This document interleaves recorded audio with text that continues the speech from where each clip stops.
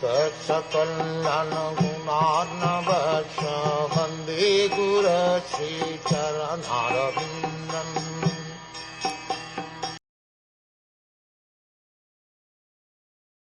King, know from me that all living entities are created by the Supreme Lord according to their past deeds.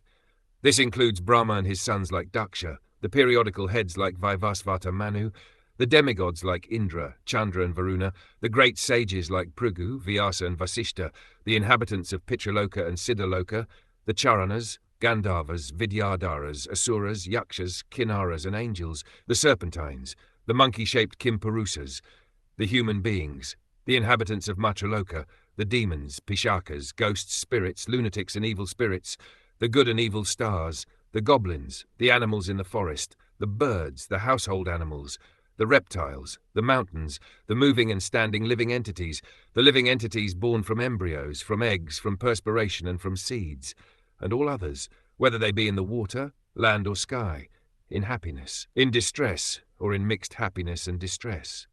All of them, according to their past deeds, are created by the Supreme Lord. The varieties of living entities are mentioned in this list, and with no exception from the topmost planet down to the lowest planet of the universe, all of them in different species of life are created by the Almighty Father, Vishnu. Therefore, no one is independent of the Supreme Personality of Godhead. In the Bhagavad Gita, the Lord therefore claims all living entities as his offspring in the following verse. The material nature is compared to the mother. Although every living being is seen to come out of the mother's body, it is still a fact that the mother is not the ultimate cause of such a birth. The father is the ultimate cause of birth. Without the father's seed, no mother can give birth to a child. Therefore, the living beings in different varieties of forms and positions within the innumerable universes are all born of the seeds of the Almighty Father, the personality of Godhead, and only to the man with a poor fund of knowledge they appear to be born of the material nature. Being under the material energy of the Supreme Lord, all living entities beginning from Brahma down to the insignificant ant are manifested in different bodies according to their past deeds. The material nature is one of the energies of the Lord.